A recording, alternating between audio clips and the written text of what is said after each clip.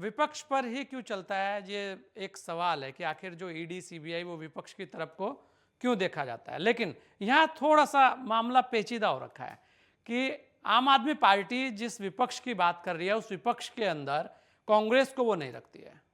उस विपक्ष के अंदर वो अपने आप को बीच में रखती है, क्योंकि ऐसा भी कहा जा रहा था कि कांग्रेस को ये डर है कि कहीं जो विपक्ष का एक बड़ा नेता जिस चेहरे की तलाश हो रही है वो कहीं अरविंद केजरीवाल जी तो नहीं है।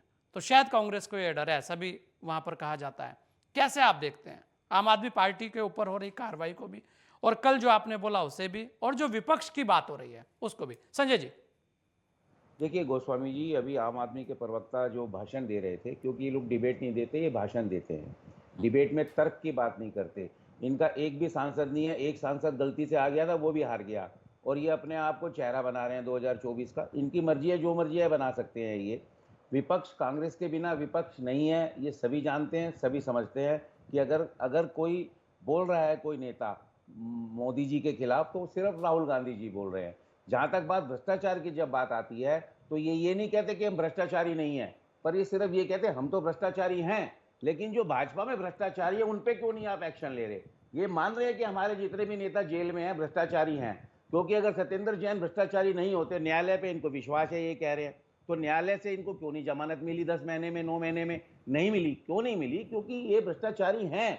जहां तक ये कहते हैं कांग्रेस भ्रष्टाचार की जननी है, माफ कीजिएगा, जो हमारे दिल्ली के मुख्यमंत्री हैं, मैं एक थोड़ा सा अलग हटके बात कर रहा हूं, अपने वजन से भी ज्यादा की फाइलें लेके घूमते थे। शीला दीक्षित के खिलाफ क्या किया इन्होंने? क्या किया इन्होंने? बिजली कंपनियों के खिलाफ इन्होंने ये वादा किया था कि बिजली कंपनियों में धांधली हो रही है और बिजली कंपनियों के दाम आधे हो जाएंगे। इन्होंने ये नहीं कहा था कि हम सरकार सब्सिडी देगी, और उस पर भी एलजी साहब ने अब कमेटी बिठा दी है कि बगैर पास किए हुए ये लोग दे रहे हैं। ये हर बात में अपने आप का विक्टिम कार्ड खेलते हैं, ना इन्हें सत्ता चलानी आती है। ये भ्रष्टाचार मिटाने आए थे, पैसे की छनक देख के इनका ईमान डोल गया। इनकी कोई विचारधारा नहीं है, इनका कोई कुछ नहीं है। सिर्फ और सिर्फ आप मुझे बताइए, आप ही लोगों के जो न्यूज चैनल है, मीडिया के माध्यम से पता चलता है, विधानसभा में हंसते हंसते चीफ मिनिस्टर साहब क्या कह रहे हैं? अगर मनीष सिसोदिया जी जेल चले गए तो हमारे 6% वोट और बढ़ जाएंगे। इन्हें सिर्फ वोटों से मतलब है, इन्हें कोई मतलब नहीं है। ये सत्ता के लिए, वोट के लिए अपने आदमियों की बलि चढ़ाने को तैयार है। क्या आपने आज तक ऐसा कोई मुख्यमंत्री देखा है जिसके ऊपर जिसने कोई जिम्मेवारी अपनी नहीं ली, किसी फाइल पे साइन नहीं किया? फंसे तो दूसरे फंसे। अगर कुछ अच्छा हो रहा है तो केजरीवाल जी कर रहे हैं, बुरा कर रहे हैं तो ये लोग कर रहे हैं। ये बेकार की बात करते हैं। 2024 का ये सपना देख रहे, देखते रहे। सपना देखनी बड़ी अच्छा अच्छी संजय बात जी, है। जो कार्रवाई हो रही है, जो अभी ईडी और सीबीआई की रेड पड़ी है, जो आबकारी नीति की बात हो रही है, उस पर आपका क्या रुख है?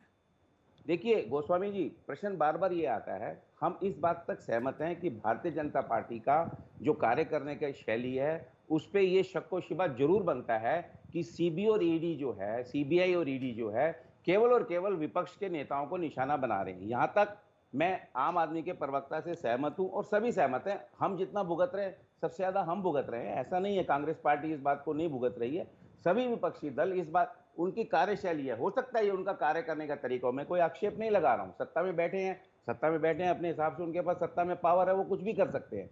लेकिन केवल और केवल विपक्ष के नेताओं के खिलाफ होता है। जहां तक आपने बात करी है कि ये जो शराब आबकारी नीति है, ये भ्रष्टाचार का सीधा सीधा आरोप है। ये ऐसा नहीं है कि सरकार गिराने के लिए या सरकार बनाने के लिए ईडी या सीबीआई का दुरुपयोग किया जाता है। जब वो दुरुपयोग किया जाता है तो वो लोकतंत्र की हत्या है। निश्चित रूप से वो लोकतंत्र के लिए खतरा है।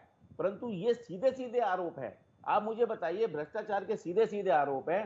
जमानत नहीं मिल रही है एक मंत्री को, दूसरे के इन्होंने ये तो कहा था जी कि 6 दिन बस इनको, तो ये 5 दिन के बाद रिमांड खत्म होगा।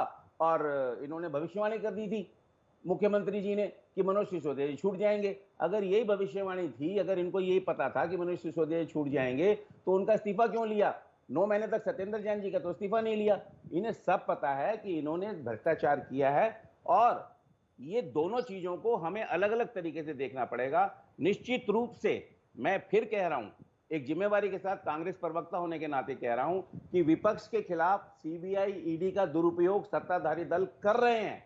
परंतु जब ये बात आती है दिल्ली की आबकारी नीति की, या शिक्षा नीति की, या स्वास्थ्य मंत्रालय में, या पीडब्ल्यूडी में जो भी मनी लॉन्ड्रिंग का केस है, ये दोनों अलग अलग तरीके से, दोनों अलग अलग नजरिए से देखने पड़ेंगे। इनमें सीधे सीधे केस है। तो अच्छा आप संजय मुझे जी, बताइए। ये बड़ी बात की आपने, किंतु परंतु बहुत अच्छा एक शब्द है जो सब चीज़ों को देख लेता है। तो इसका मतलब है कि जो पटना में कार्रवाई चल रही है, क्योंकि वहां भी सीधा भ्रष्टाचार का मामला है। जनाब वो पटना में जो कार्रवाई चल रही है, हम फिर कह रहे हैं भ्रष्टाचार का जो भी मामला है, और फिर इसी आप मानिए 2012-13 में ये क्या करते थे, लालू प्रसाद यादव जी के खिलाफ कितना बोलते थे ये लोग कि लालू प्रसाद यादव जी ये हैं, और अब ये तेजस्वी यादव जी से समर्थन मांग रहे हैं।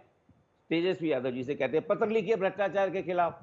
तो आप मुझे बताइए, अगर हम जिस वक्त हम सत्ता में थे, लालू प्रसाद यादव जी के ऊपर अगर भ्रष्टाचार के कोई केस थे तो चले ना, मुकदमा चला ना, जो भी कानूनी कार्रवाई थी वो हुई। हम कब मना कर रहे हैं उस बात से? जो भी कार्रवाई होगी, जो कानून के दायरे में रह के होगी, वो कानून कार्रवाई के लिए हमारे कहने ना कहने से गोस्वामी जी कोई फर्क नहीं पड़ेगा, कानून अपना कार्य करे।